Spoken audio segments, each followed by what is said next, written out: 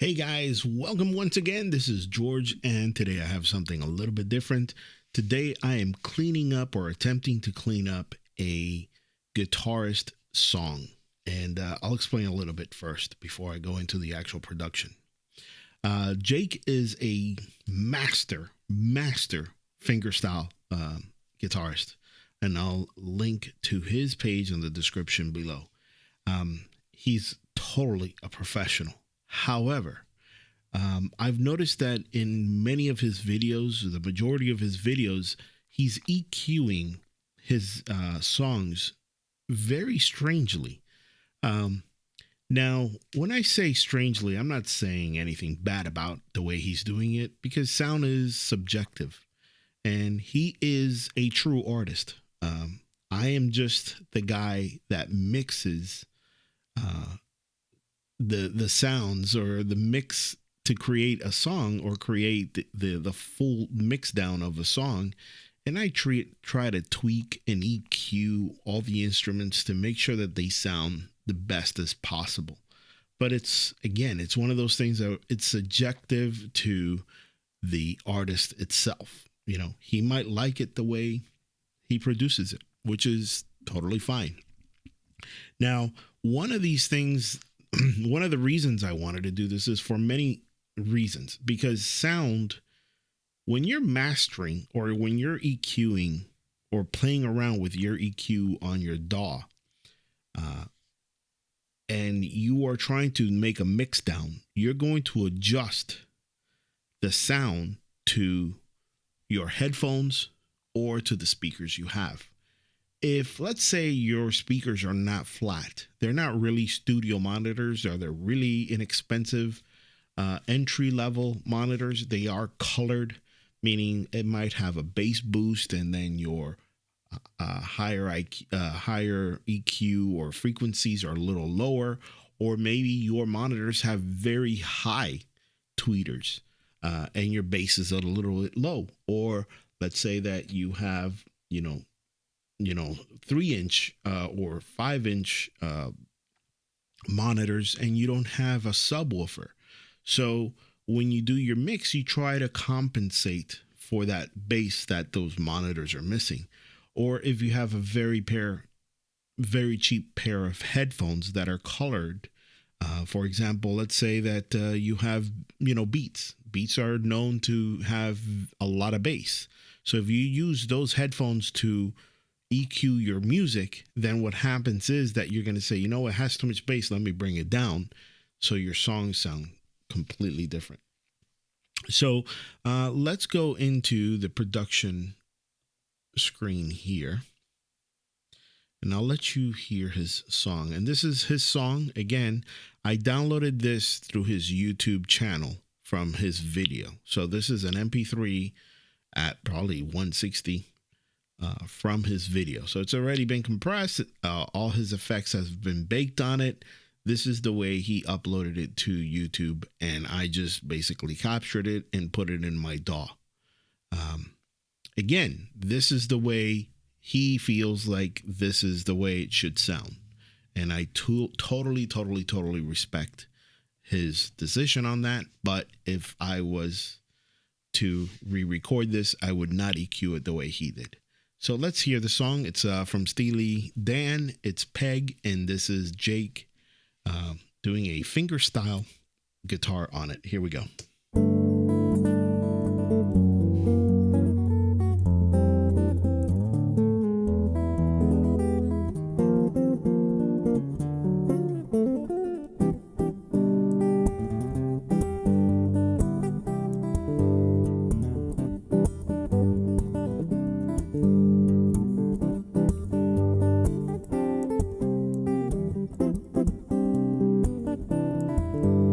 And now I'm going to just give you a very quick preview of the way I fixed it.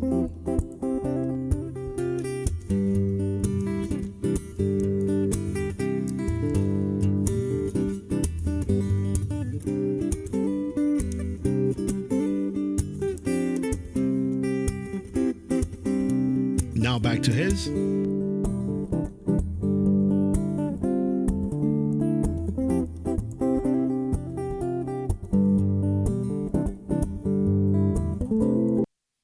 So that last piece was his song. Now you can say, "Hey George, I like his." Then perfect. That is perfect. I'm not offended in any way. All I'm saying is I would mix it up a little bit different. So let's see what the problem is with the song, and you'll see a problem real quick. We're gonna load up a parametric EQ. Okay, we're gonna go ahead and play his song once again, and then I'm gonna pause it halfway. I'm going to start here in the 15-second mark, and here we go. Let me go ahead and turn this on, and we're going to do a screen capture right now. All right. So right now we're frozen in time on that spot. This is what I want you to take a look at. Here's the 0 dB line, okay, where my mouse is. If you notice, there's a wave that goes down actually this way, right? It starts off here in the bass region, and you see how high these are, and then all of a sudden it just goes down. So this tells me right here, this dip that we're seeing here, okay? Now it could be said the other way around, this dip or this dip, you know, because there's two dips here. Why is this here? This can mean multiple things. Microphone's not a good quality microphone. It doesn't capture the high frequencies. I highly doubt that's the case. I think what's happening is that he's auditioning this either through headphones that are not flat, or he's auditioning this through the speakers that are not properly tuned. Okay. They're either, his speakers might be too, like I said before, too heavy on the tweeters, so he has to cut down below 0 dB. I mean, some of these frequencies are sitting at minus 5 dB here. Or his speakers don't have a subwoofer. So what he does is that he's making the subs, you know, trying to reproduce the low frequencies out of speakers that just can't reproduce it. So he's increasing. Look how high this one goes. You're talking about 6 dB, okay, on the bass frequencies, especially here in the middle, which can get a little bit muddy, okay? Again, I'm just looking at the signature piece. Also, his frequencies don't even go to 20. They stop here, you know? So something is going on. I'm not sure what he's doing on his side, but this is not flat to me.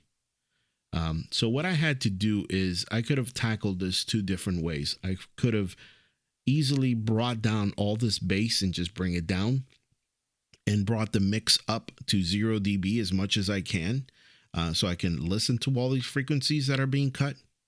But what I did was I did a parametric EQ, and I lowered down all the bass frequencies. I just basically almost just rolled them down. Okay. I'm not going to go in there and sit through all these peaks and clean it up. I did this quickly.